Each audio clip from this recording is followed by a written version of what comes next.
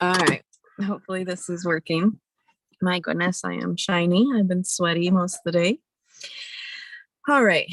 So I wanted to share a celebration of recognizing that I've made significant progress in my ability to navigate when I feel flooded, identifying that, making different choices about how to engage in the situation, and then also being able to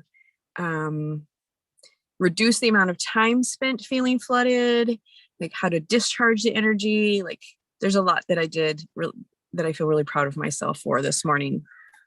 Just real briefly, the exact form the activation took was really just the start, as is frequently the case. But I also recognize that it's kind of root chakra stuff. It's stuff that impacts my home life. A housemate has notified us that they're moving out. They've given less than 30 days notice. They are not like they're not taking responsibility, in my opinion, for the impact that it has on giving us less than 30 days notice. And I noticed during my conversation this morning with this person, I started to feel really flooded. I knew that I could no longer engage in the conversation in the way that felt supportive and helpful. And so I just exited. I just said, okay, I'm done. I got to go. I'd already set it up in the beginning that I didn't have much time for this conversation. It wasn't the time was not my choice. So I'd already given myself an easy out. So that actually was also sort of a win. And I left my partner to complete the conversation. So what I did when I recognized that I was feeling really flooded and I was really upset is the term that frequently people use is sit with it, like sit with your feelings. Sitting with it can go fuck itself. Like, no fucking way am I sitting with my feelings. I pace and I move and I grumble, and I, depending on the feeling and the intensity, I might, open my heart put my arms back, I do it in my car, and wail. I swear loudly. I stomp around. When I'm releasing feelings or feeling feelings or letting them roll through me, I rarely sit with it. And sitting, especially if I have to stay still or quiet, I consider to be fucking torture when I am trying to move energy. So I was in my own space. I, could do whatever I wanted. And so I just started tracking and tuning into my body. What's really going on? How do I feel? What is it that I need? Excuse me for the burping. The burping is also releasing, and I've been drinking seltzer water. Anyway, I also, what I have found frequently, because I am in a space right now where I don't feel very resourced very often. And if something stresses me out and hits me hard, I sometimes it might cost me the whole day. If I get derailed, especially early in the day, I might not be able to get back on track. And I didn't want that to happen today.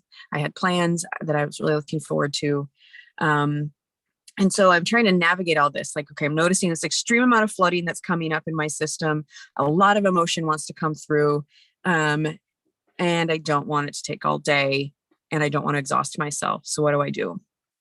I started with a Qigong practice, a lung practice, which helps move grief. And also what I've been learning in this class that I've been taking for a while from this teacher, Catherine Bird.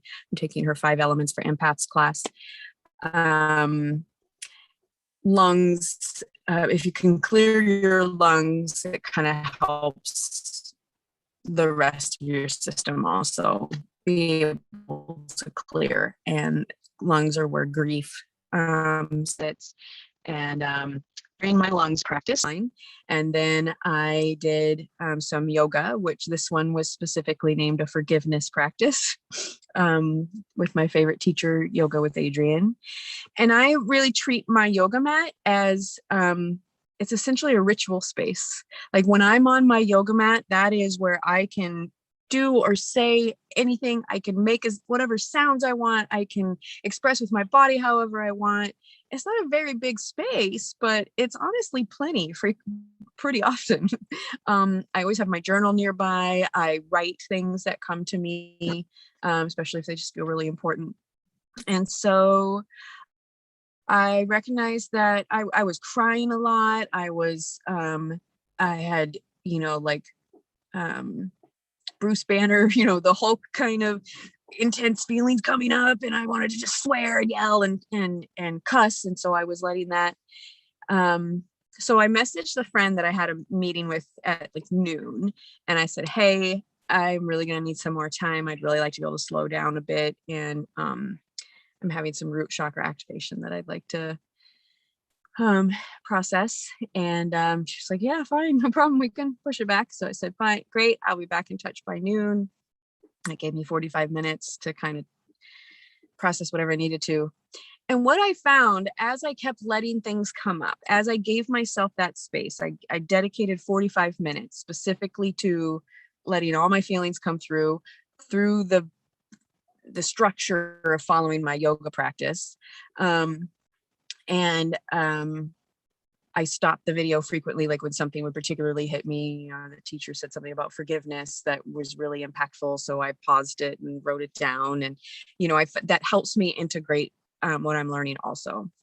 And I found by the time I was done with the Qigong practice and the yoga practice, I actually felt quite a bit better. I was still activated. My system was still pretty elevated, but I felt like I could go ahead and move into my day, that it wasn't, I wasn't going to have to keep processing or crying or writing or whatever for much longer. Now at this point, all I really needed was some food and some coffee and to move on with my day. So that felt like a huge win, because the level of activation I was feeling earlier, before the processing like period that I gave myself, was so big that I thought it was gonna take up the whole day. I thought I was a goner for the day. And I am really proud of myself that I was able to shift that and go do something else and be honest about where I was and what was going on for me without it taking over. So thought I would share that. And some of the practices I also use are from core energetics.